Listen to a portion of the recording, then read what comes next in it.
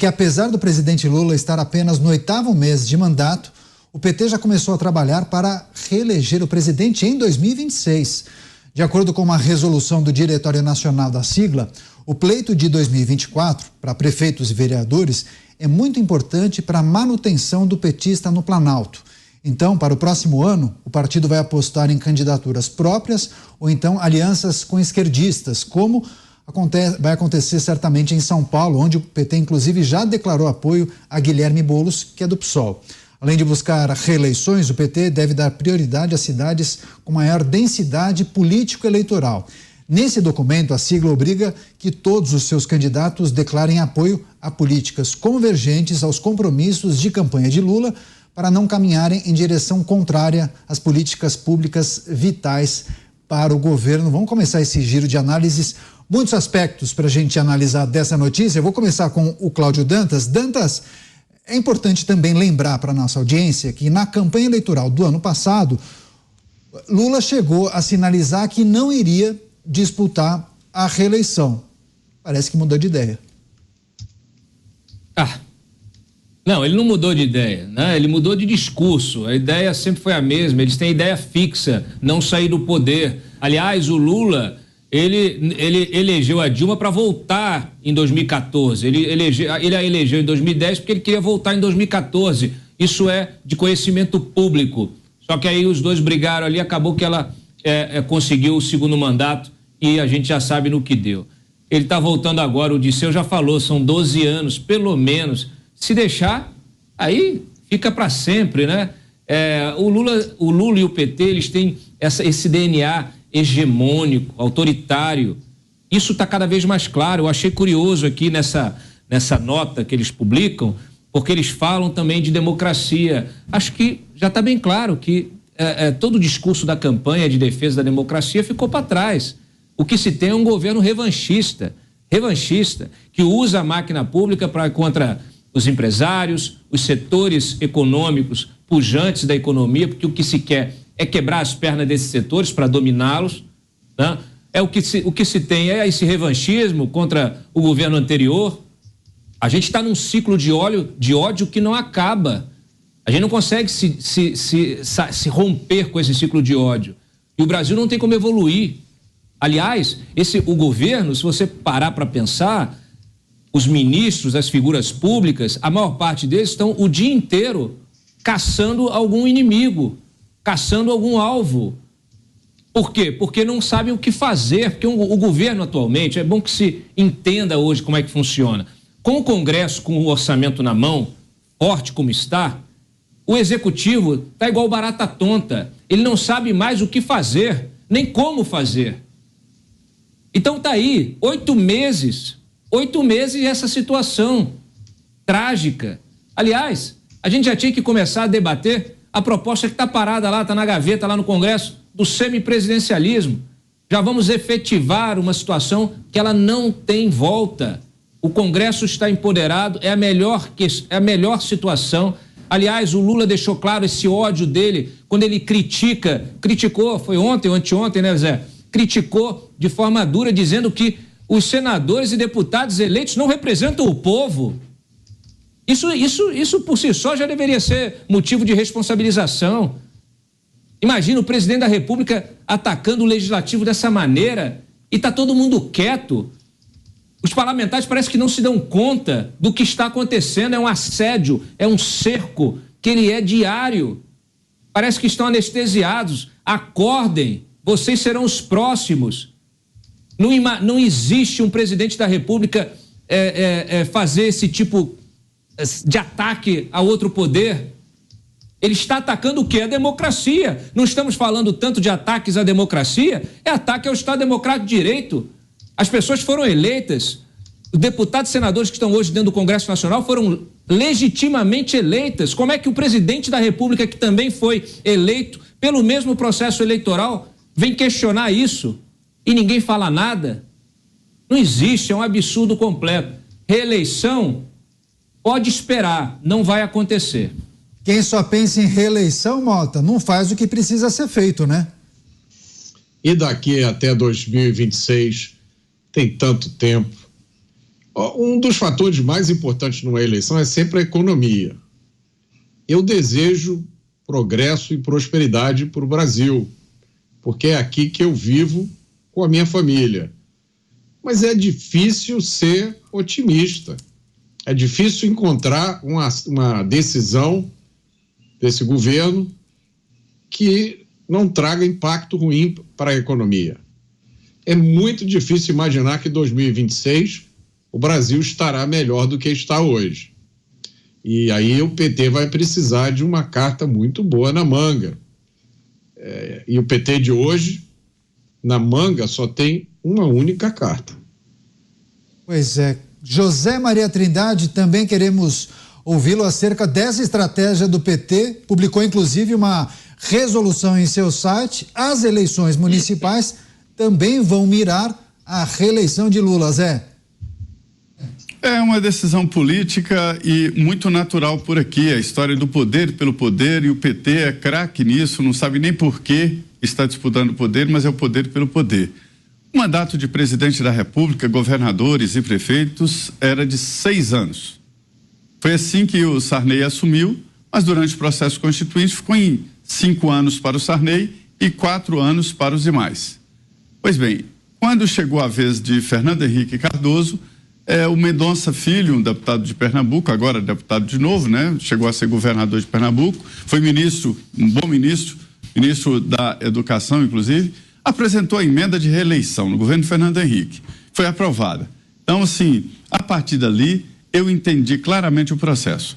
O mandato de prefeito, governador e presidente da República é de 8 anos no Brasil. Nós temos que admitir isso. O mandato é de 8 anos, com esse intervalo ali, com essa possibilidade de reprovação no meio do mandato de 8 anos.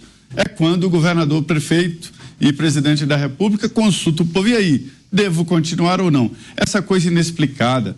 A legislação é dura demais com candidatos, e como é que um candidato pode ser candidato na presidência, no governo e na prefeitura? Quer dizer, é desigual, é difícil de tirar a reeleição de alguém. Só um movimento muito forte que pode acontecer isso.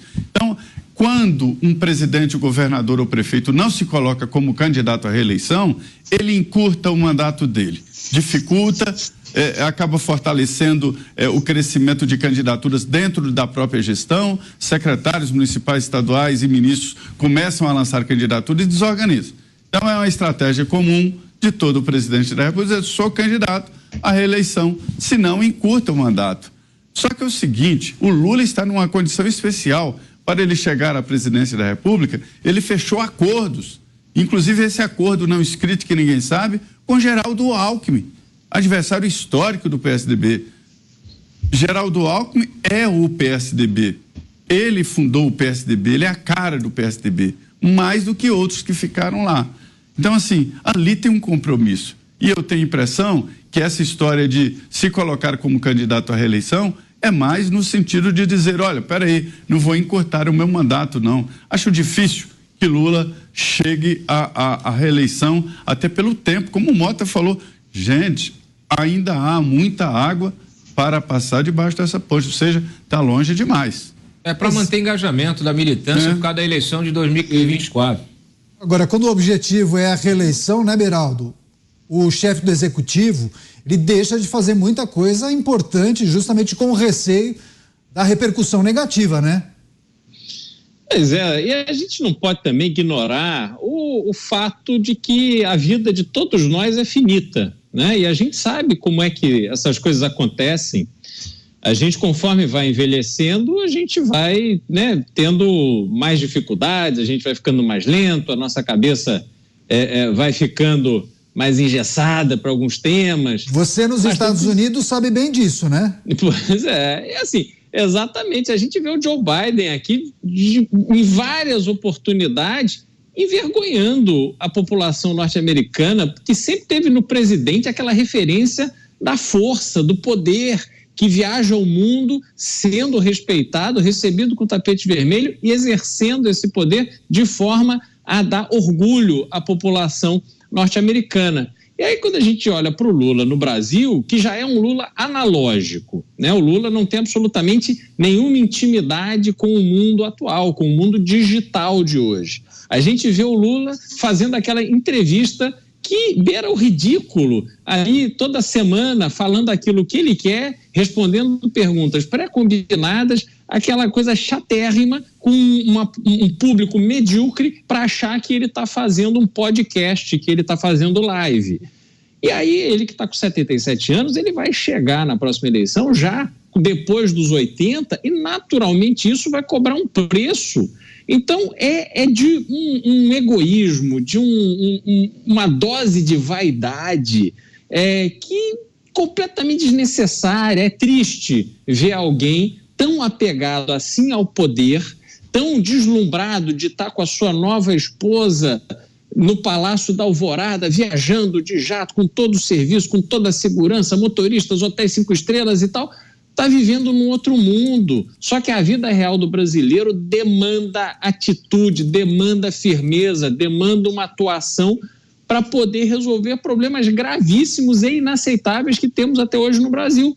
E não será o Lula, nem hoje, nem ele reeleito. Então, temos uma situação bastante grave que eu acredito que o bom senso, nesse passar aí dos próximos 3 anos e pouco, vai mostrar que ele não será o candidato viável da esquerda. Pois é, o Beraldo, né, Dantas, trouxe um aspecto muito interessante. O presidente Lula tem 77 anos, para a próxima disputa estaria com 81 anos. Ele já apresentou vários problemas de saúde, fez um tratamento, se recuperou, mas assim, tem um dia a dia extremamente atribulado, atarefado, e como ele bem disse, o Beraldo, o presidente tem que ter faca na caveira, né? Se Lula não estiver apto, com sua saúde em dia, para disputar uma próxima eleição, o PT já tem um nome?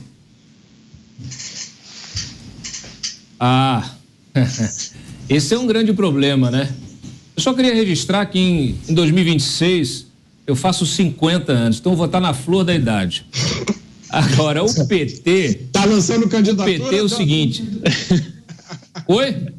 Você está lançando candidatura em 2026? Não, imagina. Eu só estou dizendo que, assim, eu vou estar com tesão, como gosta de dizer o Lula, para continuar aqui fazendo a nossa crítica diária, descendo a ripa, fazendo a nossa crítica diária e informando a nossa audiência, a nossa querida audiência.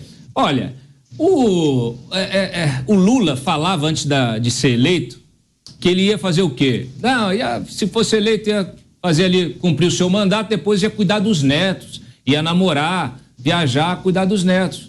Parece que, né, os netos já ficaram aí pro lado, né?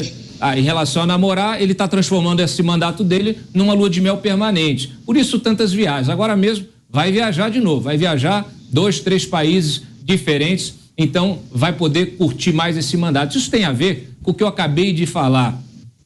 O presidente está sem poder, ele não quer fazer política, porque sabe que agora precisa dialogar com o Congresso, precisa descer para a planície, como escreveu uma vez o Palocci, descer para a planície e negociar. Ele não quer fazer isso, ele não tem mais paciência nem saúde, está aí com uma cirurgia marcada. Então imagine isso lá em 2026, esquece. E o PT, como você perguntou, Daniel, respondendo aqui diretamente, o PT, ele não criou outros líderes do porte do Lula, do ponto de vista político. Por quê? Porque o Lula nunca deixou. Esse é o problema de todo partido de DNA hegemônico e autoritário. O PT é o Lula.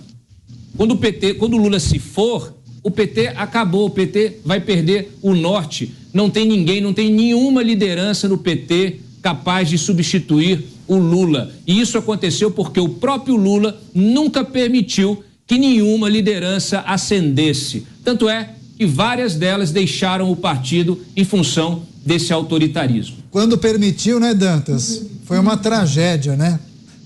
Quando permitiu, foi uma tragédia só. Agora, só para fechar, assuntos ligados a Dilma Rousseff à parte, o Zé Maria, queria só tratar rapidamente dessa questão que trouxe o Dantas, porque PT, na hipótese de Lula não conseguir concorrer, Fernando Haddad e Guilherme Boulos são 2 nomes que correriam por fora para disputar uma aliança com o PT. Boulos é do PSOL, mas Fernando Haddad é do PT. Bolsonaro inelegível. Seriam dois nomes fortes? Conseguiriam fazer frente a outros jovens políticos que pelo menos muitos classificam como presidenciáveis? Tarcísio Gomes de Freitas, Romeu Zema, Ratinho Júnior, o governador do Rio Grande do Sul, Eduardo Leite. Olha, Fernando Haddad sendo retirado aí da disputa por São Paulo e com antecedência muito grande, né, apoiando o Boulos já é um sinal claro de que o PT quer colocá-lo como uma reserva, né? E aí ele poderá ser candidato a governador de São Paulo ou à presidência da República. Eu não acredito na reeleição de Lula, até porque a gente vê sinais dele de que não tem mais ânimo para continuar. Não é fácil, o exercício do poder aqui não é fácil, né? O Gabriel Garcia Marques, citado hoje pelo Mota, né, descreve a solidão do poder, que é cruel, é massacrante a solidão do poder. Então, assim, eu acho que Lula não será candidato à reeleição. Mas aí já existe todo um preparo já de colocação de pessoas que poderiam disputar. Na eleição anterior, todos caíram, de Palocci a Zé Disseu, e sobrou para Dilma. Lula olhou para um lado, olhou para o outro, ela era do PDT, sobrou para Dilma. E agora é o Fernando Haddad. Mas é uma aposta arriscada porque ele está na economia do país. Se a economia der certo, ele sai como herói. De lá já saiu o presidente da República, Fernando Henrique Cardoso, né? Mas se não der certo, como está a tendência atual, com essa gestão que não é boa, aí ele será massacrado. O que eu insisto é que esse acordo com o grupo de Alckmin, isso tem um preço. Isso não foi de forma gratuita. Precisa saber o que foi esse acordo. Lula só ganhou porque fez um processo de união ali de várias frentes que antes eram contra o PT. Ele só ganhou por isso. Lula não ganhou a eleição sozinho.